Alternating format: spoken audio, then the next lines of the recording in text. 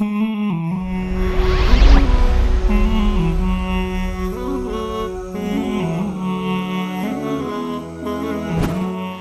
اللي عندنا موضوع جدا صعب، تقشعر إلى الأبدان، موضوع مؤلم. ناس قاعدة على حب الله، مهجرة، عافت بيوتها، هربا من العنف، خوفا من العنف، راحت للنجف، لقت نفسها أمام ابتزاز البعض من المتنفذين، أما الهجرة من جديد أو رضوخ للمتعة. سكان حي الشوافع اللي بالنجف القريبة من ضريح الإمام علي عليه السلام اللي يبعد كيلومتر واحد، طرحوا مشكلتهم لكاميرا أهل المدينة اللي زارتهم ونقلت معاناتهم من خلال هذا التقرير.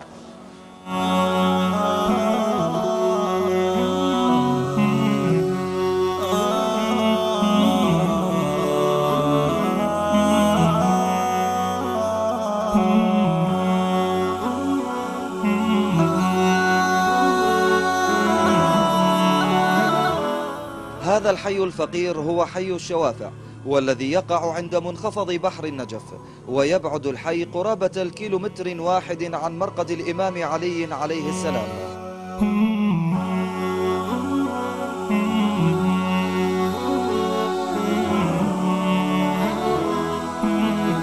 هنا يتم تهجير ساكني هذا الحي قسرا من منازلهم إذا رفضوا الانصياع لضوابط حركة عقائدية متطرفة يدعي القائمون عليها بأنهم يمهدون لظهور الإمام المهدي المنتظر.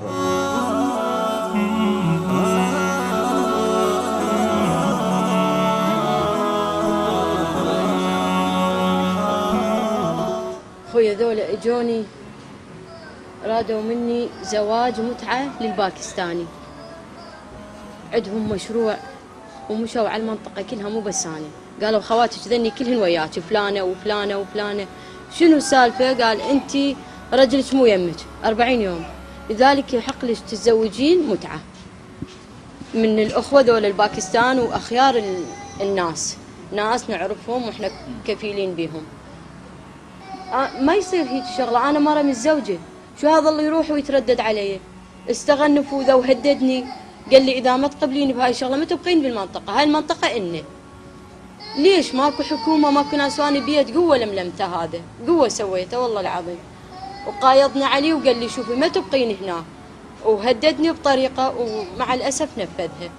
واني هسه متهجولة بالبيوت، علي القى قبض من قبل السلطات، ما اعرف الجرم اللي عندي شو مسويه ما ادري. اخاف اروح اتقدم واحكي هاي الحكايه، اخاف يذبوني سجن، وهو هذا مرتب لي مؤامره. يضغطون علينا بشروط غير طبيعيه، يعني جاي يضغطون علي على بناتي، قلت لي تعي طي بناتك، بيعي بناتك باكستانيين، انت مره مطلوبه وما عندك، تعي بيعي بناتك على مو شنو، احنا نوفدينك ونبني لك ونقعدك. وجاي يجبرني يقول لي عوفه رجلك، رجال كبير السن ها ومريض ها، يقول لي تعي طلقي من رجلك وتعاي احنا نعقد عليك.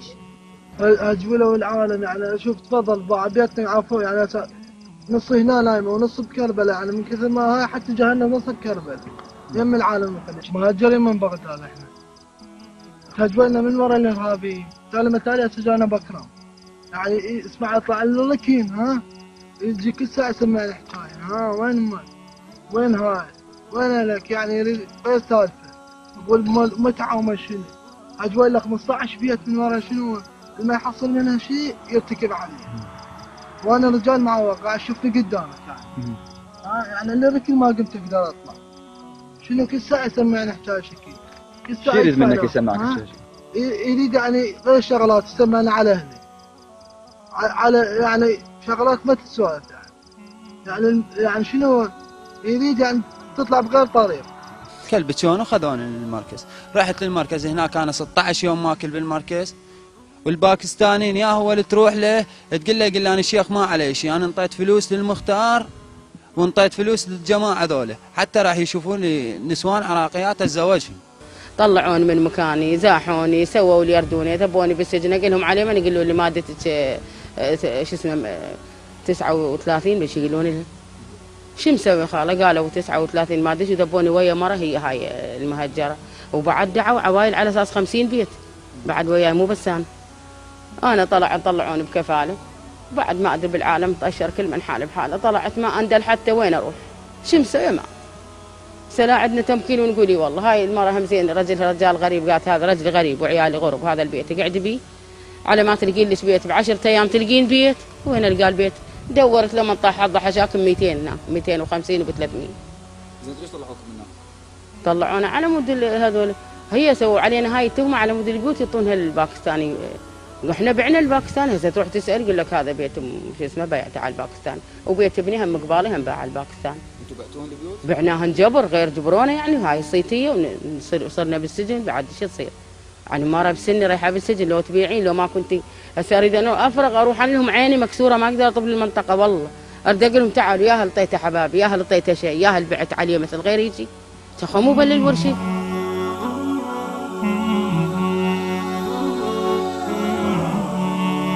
التجول في أزقة هذا الحي مهمة بغاية الخطر، لأنه من الأحياء التي يسكنها المهاجرون من الباكستان ممن ينتمي أغلبهم إلى التنظيم المتطرف، وهم المتحكمون بمصير العوائل العراقية الساكنة بالقرب منهم. أنا زوجت من الناس الله شاهد ورسول، بس طبقوني للسجن. أكو واحد هنا مسوي له عركة بسببهم ويردون يطفرون عليها بالليل. هنا هم زين والدتها موجودة وهذا أخوي المقرم هم موجود وحاسين بالوضعية وشاردين. يعني هذا العراقي هيك يصير بيه. دخلوني السجن شنو هذا؟ على مود ايش يعني شو مسوي؟ قاعدة ببيت تدخلون السجن والله على مود بيوت تبيعونها للباكستانيين تحصلون بها فلوس هواي. ها هي احنا بعنا ب4 وب5 وهم ما ادري بيش باعوا بعد ما.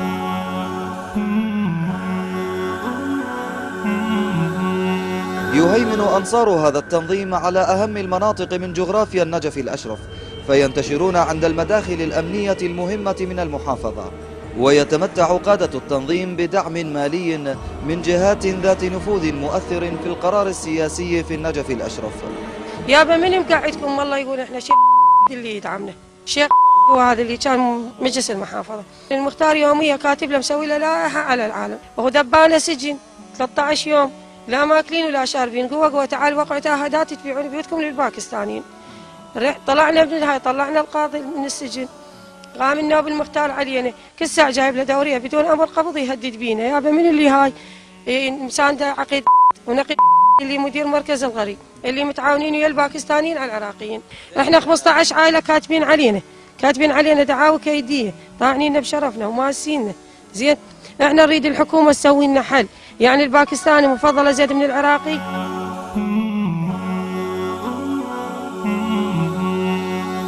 تنتشر هذه الحركة وأخواتها في المناطق الفقيرة من العراق، والتي يغالب سكانها الحياة بسبب صعوبة الوضع الاقتصادي فيها، فتبدأ بدعوة دينية لهذه الأفكار وتنتهي بحمل السلاح للخوض في ميدان الإرهاب. التقيت بهذول الجماعة على أساس أنه كانوا يبشرون بظهور الإمام المهدي عجل الله تعالى فرجه، فانتميت لهم وصدقتهم. فقلت لهم أريد أشوف الإمام، ودوني إلى رجل وجهه نوراني في بادئ الأمر، فسألته بعض الأسئلة قلت له شنو يثبت أنه أنت الإمام المهدي، على أساس طعني دليل بأنه يسجد الشجرة يقولها سجدي تسجد إله. ثبت لي بالأخير أنه طلع الكلام ماله كذب، وبدليل أنه يقول أي واحد ما يواليكم بالنجف وما يناصركم اقتلوه. نعم. فالإمام المهدي ما يحرض على القتل. نحن نعتقد أنها نمت وفي أحضان المخابرات الأمريكية وفي أحضان المخابرات الإسرائيلية، واستطاعت يعني نوعا ما أن تشغل الشارع العراقي بهذه الظاهرة، ولكنها الحمد لله لم تستطع أن تكمل هذه الخطة بإسقاط النجف الأشرف. الدعوة لإنقاذ العوائل المستضعفة في هذه المناطق تأتي لإنقاذ من بقي أسيرا بيد المجموعات الباكستانية المهيمنة على المنطقة. يعني يقبلون الأخوة أصحاب الغيرة الشرفاء، أنا أختكم وهم عراقية بغيرة الزلم اللي عندها غيرة توصل مشكلتي إلهم ويجون ويشوفون سالفتي شنو. يعني أنا مرة متزوجة براس رجالي يصير أتزوج باكستاني لو ماكو أشرد أنا وجهالي وعائلتي؟